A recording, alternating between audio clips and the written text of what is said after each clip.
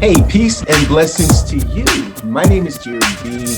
I am the entree musician, and so are you. But you know what? So is this magnificent duo that's sitting to the left of my screen. You know, there's only two kinds of music to me. There's good music, and then there's great music. And this duo is the latter. This is Kimberly and Trevor. They are and form the outstanding duo called IN2ATIVE. I'm telling you, you're going to absolutely love their music. I have to set it up even before I say hello because I am just about an hour from Cleveland, Ohio, Northeast Ohio. I'm in the Cleveland Clinic to visit a friend. I walk through the atrium and I'm spellbound. At first, I think it's an incredible CD that they may be playing over the speakers. But no, the flautist does this that I know it's not on CD. So I turn around and I go around the corner and Trevor's sitting there with this magnificent cello and she's blowing her heart out on this flute and I'm spellbound. I'm supposed to be getting back on the road to come back to my city, but no, I have to stay for the whole set. And I've been a fan ever since. You guys are absolutely amazing. Hello, Trevor. Hello, Kimberly. How are you today? Hi, thank you so much. That introduction made me feel so happy and so much joy inside. And I mean, we're so happy to have brought that experience to you that day and to be here talking with you today. Yeah, I'm good though. I'm hanging in there. Yeah, we're hanging in there and just really excited about this podcast. Yeah. Oh, we're grateful to be able to have you. I mean, you know, all of us musicians have a little bit more time on our hands than we would like to during this time, but I know that your schedule is still busy because you're writing some incredible music.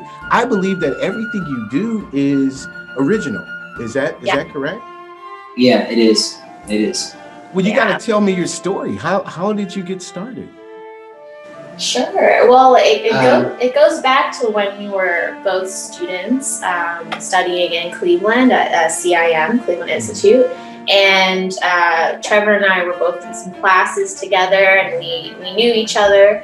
And so we were hanging out one day, and Trevor. This was our second year of grad school, and so I guess so maybe I should start a little before the grad school part. Yeah. How I used to, growing up, my dad played guitar, and so he loved Eddie Van Halen and all those different groups, and Pink Floyd, and he'd always talk about the Beatles, and so he'd always ask me to jam with him. And it wasn't always on cello. Sometimes it would be on the drums because my little brother played drums. And so I was always trying to make something up on the spot with him. And so from there, I started to jam more and more. And then I was at college. And then I don't even know Kimberly's backstory of how she started jamming. But how we met was my second year of grad school. My friend and I used to jam all the time after school, and Kimberly came over and she brought her flute, and I said, let's jam or play something. And she pulled out her flute, and she just really blew us away. And I could just tell, you can feel when somebody clicks in to what you're doing and it blends and makes one. And that's what happened. And then, from there, just we grew as a duo. Yeah. Yeah.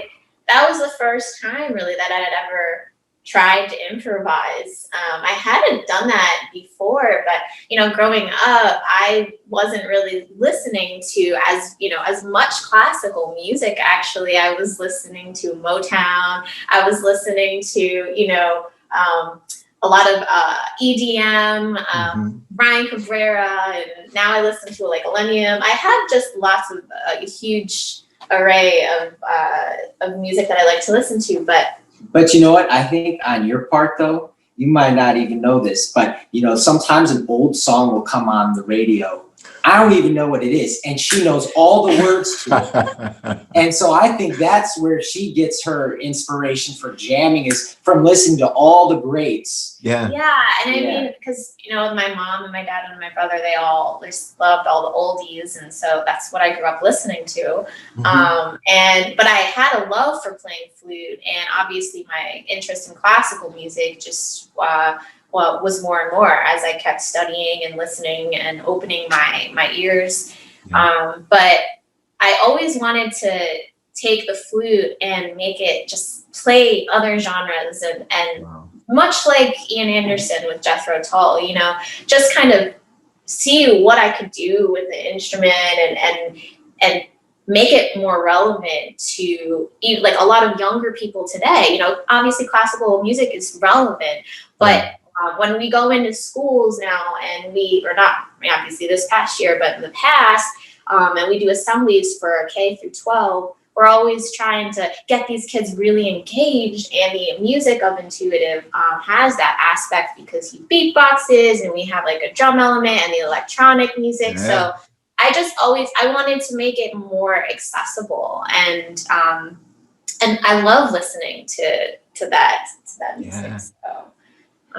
But you might have answered two questions. I guess I did. Sort of went off. That's another one I was going to ask. So you guys are really doing it. No, it's just, it really is extraordinary, because engaging and accessible are really two things that I found even before my daughter stole my CD.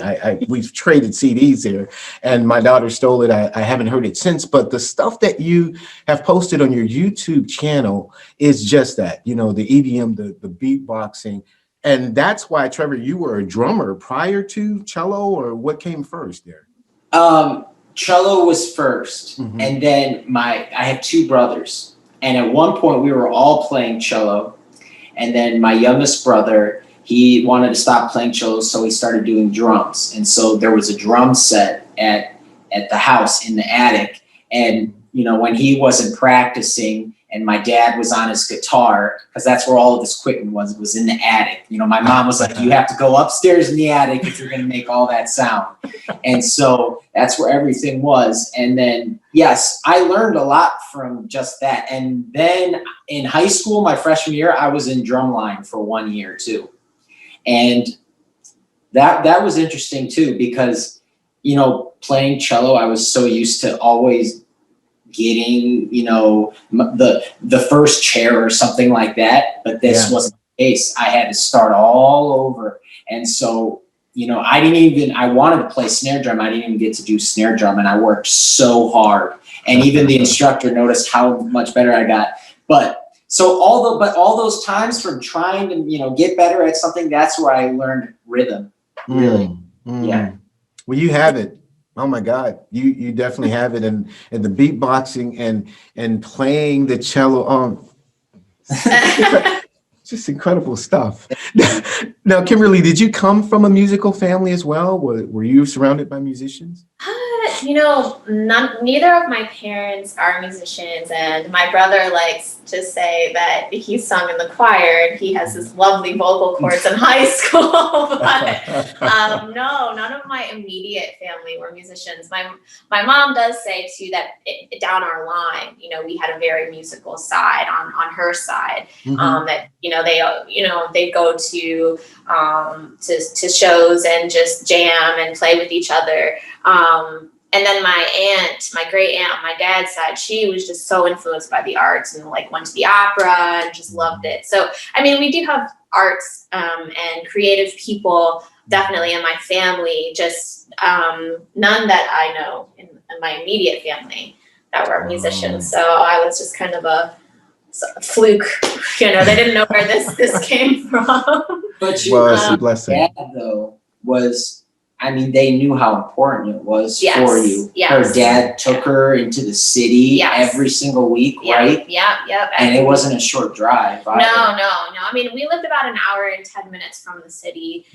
But, you know, I would have weekly lessons, and I was studying with Renee Siebert at the time, and she was the second flutist in the New York Phil. And so I would be having weekly lessons with her, and then going in for classes with pre-college down in the city. So every Saturday. So it was a very, very busy high school career that I had. But I love it, and I enjoyed every minute of it.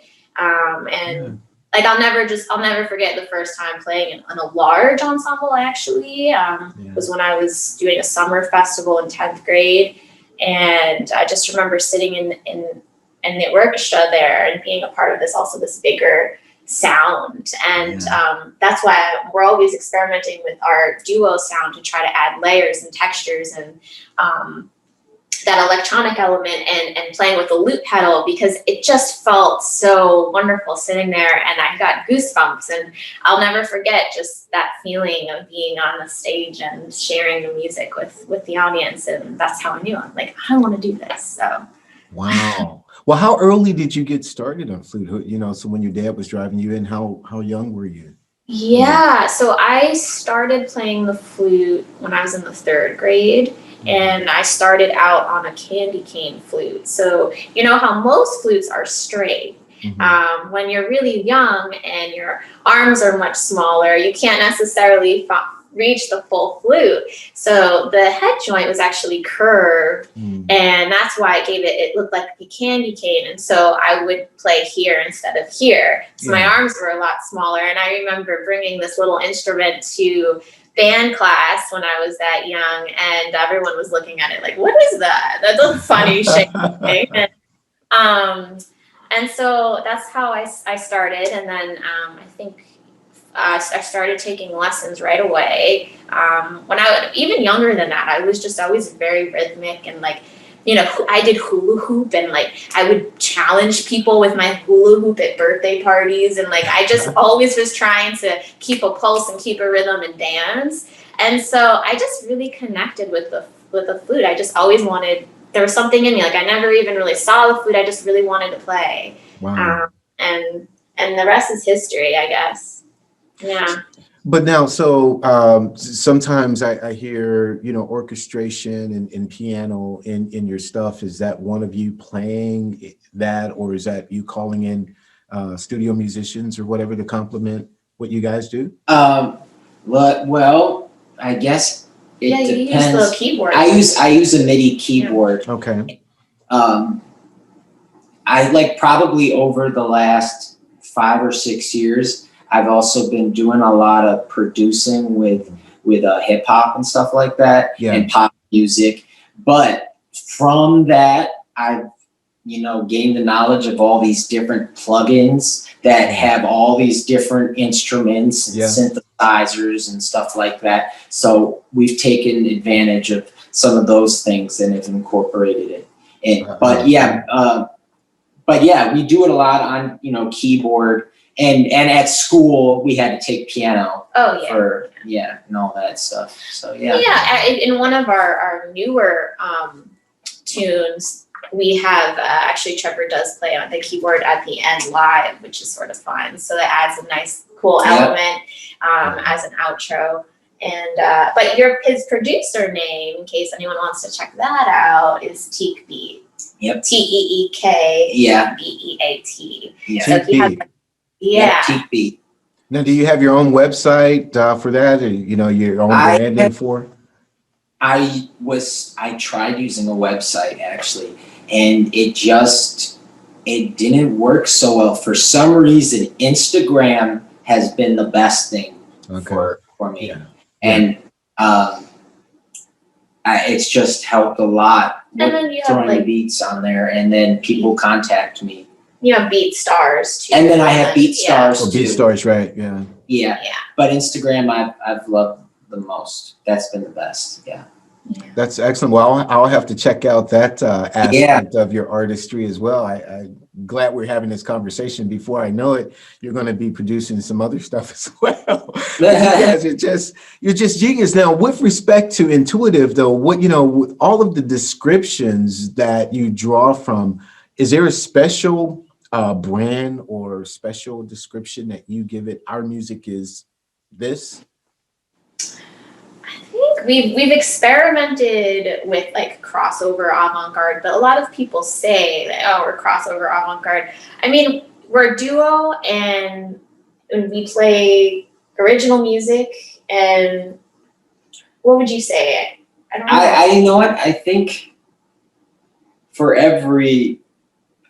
everyone gets their own sound from who they've listened to growing up. Certainly. Hours and hours and hours. That I think shapes every one of us, taking sounds from everyone and then building that into you to make your own sound. And so I listened to a lot of hip hop. I listened to a lot of Pink Floyd, and then she listened to a lot of Motown in the 70s and we both had the classical background. So it's a fusion. Fusion, that's the word that comes to mind. And I would say like it's almost like some Philip Glass with maybe there's Pink Floyd. There's a rock element, and then there's also a classical element. There is as well. Yeah.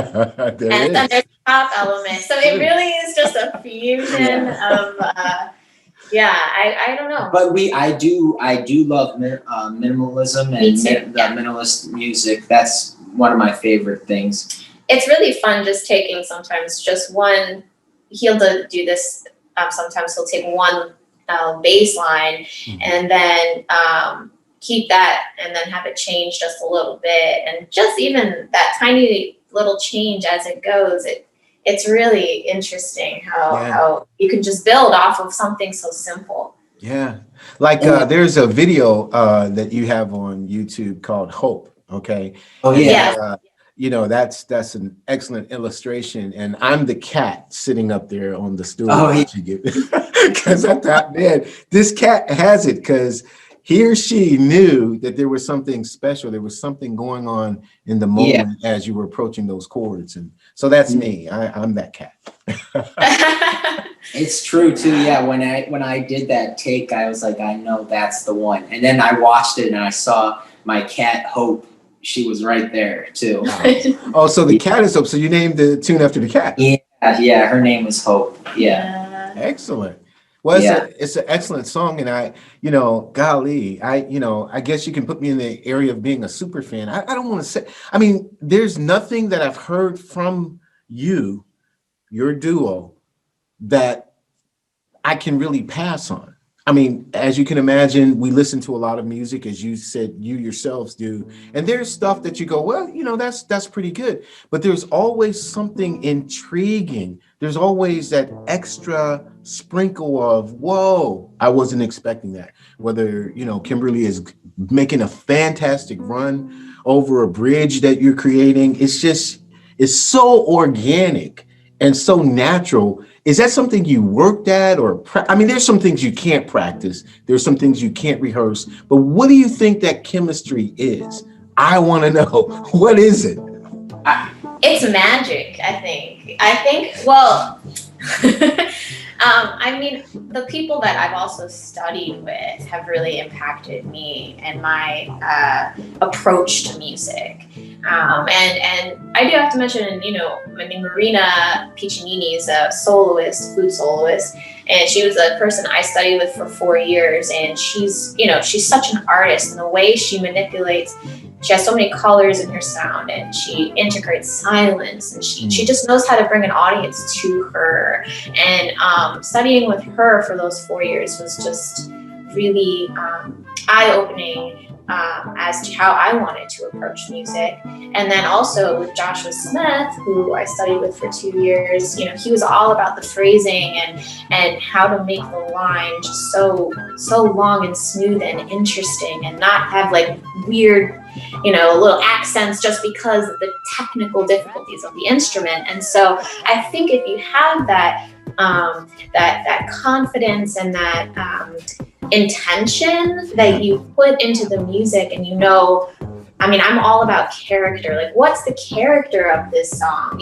Hard to Breathe, one of our earliest songs we wrote together. That's a love song, and so the character it's intimate and it's full of that emotion. And then you have Icicles, which is the first song we ever wrote together. And that one is just, jamming, and it has that energy, and it just goes.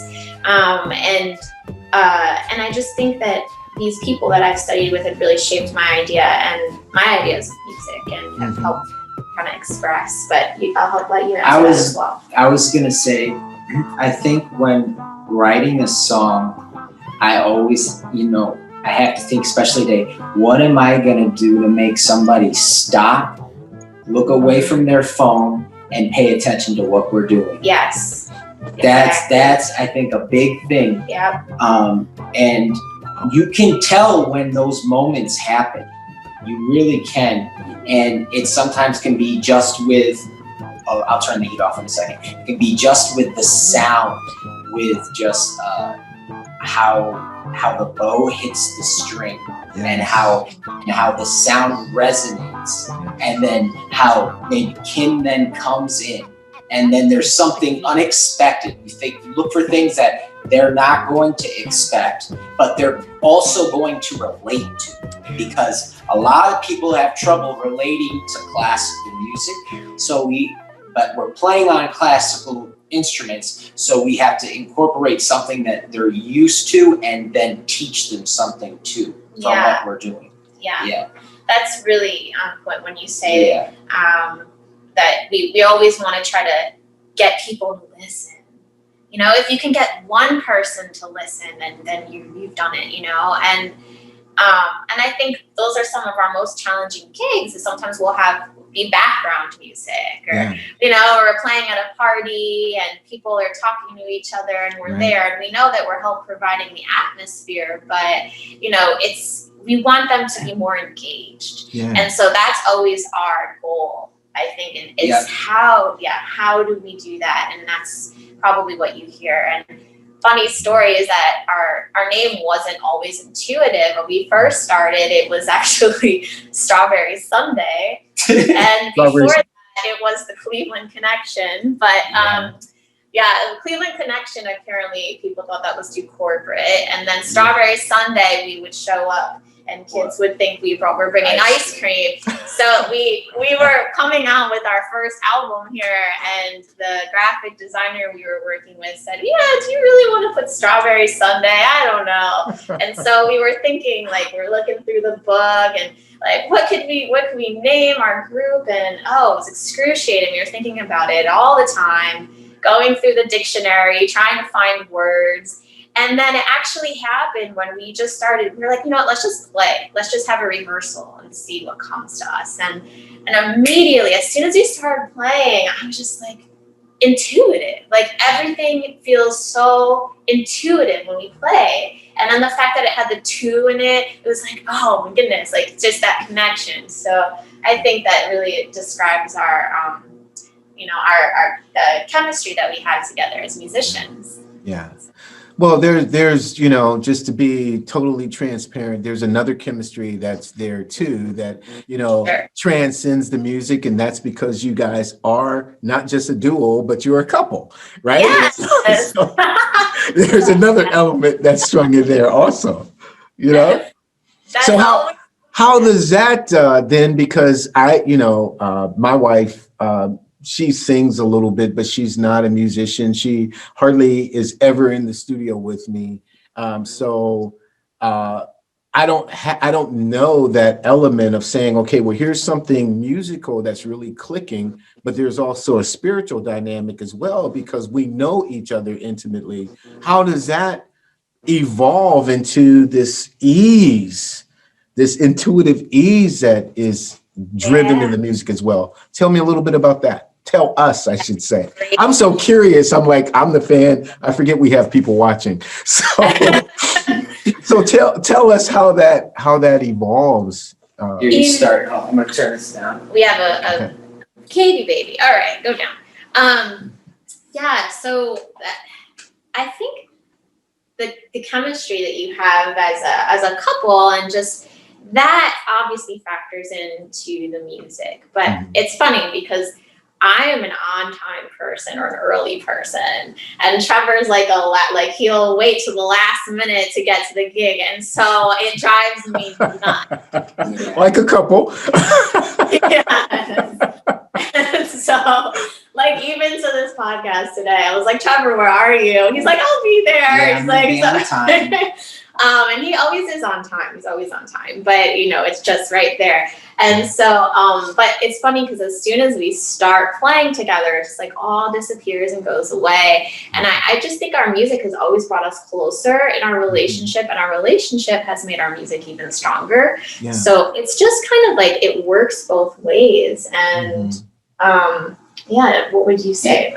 I think just when we're performing, you kind of learn to trust the other one with when we're playing, and you can tell by maybe when she plays a phrase if she's ready to go on to the next section, or if she wants to end something early. You learn those little subtleties from just being around one another. Sure. And hearing her practice and just playing together. And sometimes I think sometimes actually one of the hardest things for us to do is to get us to rehearse as much as we should sometimes. But one thing that does help us get to rehearse is when we have concerts scheduled and stuff like that. So when we know something's coming up, then we start to get our rear in gear and get going.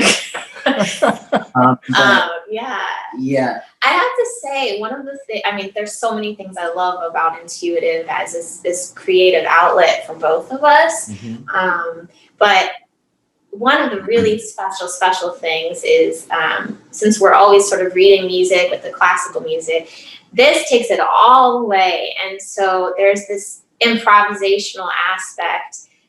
We don't have music stands in front of us. We don't have the music right there. It's all here. And so every time we play it, like, yes, we know the structure and the way it's supposed to go. But during the performance, the moments that are truly, really special are the ones where we just change something really completely. Like, we never did it that way. And all of a sudden, I feel like doing it this way.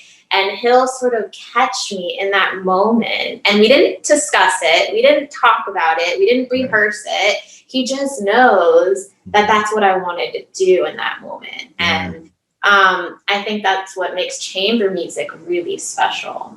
Yeah. That's and absolutely excellent. Because I know the question goes back for people in a relationship, and probably people who are playing with one another that aren't even in a relationship, they can maybe sense that. And there's just something that's, I don't know, very connecting about it that just you can't necessarily have with everyone. So it makes it special. Absolutely. And I honestly think, like I said before, our music really brings us even closer together. And there were times in our relationship where we were going through really rough patches, but Intuitive really always was just like, we love Intuitive so much. We love this music, and it just kept bringing us back together. And so it's just such a special thing for us. So I have to ask the question then, when then was the moment, Trevor, you talked earlier about when you and your friend were jamming and you invited Kimberly over with her flute, but when was the moment where you knew, okay, this is just not musical, there's something more there? When was that? And I'm asking the guy this time. The young lady always knows. I would say we had jammed and I knew that was good, but then we recorded our first song. It was Icicles, and off the first recording, on the first take, it went so well that that's the video we used to put on YouTube. And I just knew there was something that just clicked. It was magical, like Kim said, and it worked. And there was it was a story. And we've taken that video down because the quality was done on like a really cheap phone, I feel like, but it was magical. And so that's kind of how I knew that that this was going to be something. Yeah. And you concur, Kimberly, that's the same story, that's the same moment for you? Yeah, absolutely. I mean, but I do think that going back to when we were in school and I would hear Trevor just playing on his cello, and it didn't sound like a cello, it sounded like a guitar. Yes, and it was resonant, warm, friendly, open sound. And he was playing Radiohead for me. And I just remember, and we actually do that cover. Sometimes we'll play that cover, but it was a Radiohead Creep song, I think. And I'll just remember I was blown away, and I knew, I was just like, this person is like really special, you know. And that was back, you know, back in school before we even really played with each other. I just knew that, like, oh my gosh, I want to be a part of that, you know, like he's playing and it just sounds like I could just play on top of that and make it work. And I don't know, that was a moment for me where I was just like, it was just again, it was really magical. Oh, that's special. Now, who's the most creative and who's the business? Does that merge, or do you assign roles to each other? Well, Kim is definitely creative. She is. But I think like starting some of the songs off from scratch out, that will probably be my part. I do that, and then she'll come in and add. And then for the business stuff, it's definitely her. She's on top of it a lot with the emails and stuff like that, and the website and all those. So she's very good at that. The social media as well. So social media is one thing that I have to say I need to do more of. I just think there's so much out there nowadays that it's just, there's so much chatter and so much noise that it's something that I know it will really help our group if I do that more often, post more often. It's just, I have to like really force myself to do that because it's just not my personality to post all the time about everything. And but yeah, I mean, most of our followers that we have are following on Facebook. I always post our events and things on there. And then we're Instagram, we came to actually only like a year and a half or so ago. So we're really new to that, but you're going to definitely try to build up more of a following there. And then our website we redid about a year and a half ago, and I absolutely love it. We took some nice shots and have some clean photos there, and it's just really fit friendly also with the phone and everything. It fits your music too, the website does. Yeah, because I think the photos show a side to us that's like, it's present day, it's modern, but then it still has this like mix of vintage and old to it too. So I think that's what we're trying to get across. Absolutely. So why just the one CD? I would think with the depth of music, there would be 12. We have so much music. Yes, you do. We need to record, and that is going to happen. I know it's going to happen. I'm making this on recording. It's going to happen. We're going to do this, and we're going to get it done this year. We're going to record some new stuff because we have so much stuff. Yes, you do. And we have to get it out there. So that's one of our goals is, again, we're going to do another CD, and we're going to, again, put more of our work on iTunes. Because we have only the 2 on there right now, but most of our stuff is on YouTube and our website. Yeah. Well, I'm in love with your sound. I'm a fan. I don't know what else to say. Maybe fan is just too subtle a word. I really do love the warmth, the depth, the adventure when we put on an intuitive tune. It's amazing. And I want everybody who's watching this, of course, you can hear the music underneath right now that I've put under this interview as I've edited it, but I want you to go to their website and I want you to check them out. I mean, they are just as real and transparent as two people can be. It's wide open and you'll dive right in. That's absolutely for sure. So there's another plug. If you guys need a pitch man, you can, contact me because I love it. Our MC Yeah, you were forever. great. Yeah. I just really quickly wanted to mention our website is www.intuitiveduo.com. So you can find us there, and then Instagram and Facebook as well. Yes, Intuitive Duo, Yeah, Intuitive Duo, and you're gonna love their stuff. I wanted to ask you though, however, as entree musicians, because truly that's who you are. What do you find is the most challenging part about this whole dynamic of being musicians who have to constantly be on the grind? Is there a challenge that you say, okay, well, this is something we've overcome this, but we have this in front of us? I mean, I think our biggest challenge and that we face within our music is not having a singer, actually, and that's that's something that people that's something people have brought to our attention to make it even more relevant. Is just being, they're not fans. Those people who have brought that to your attention, are not fans. Yeah. Thank you. I've never sat, and I have listened. I've never sat there and go, you know what, if they had a singer, that would. Yeah. Thank you.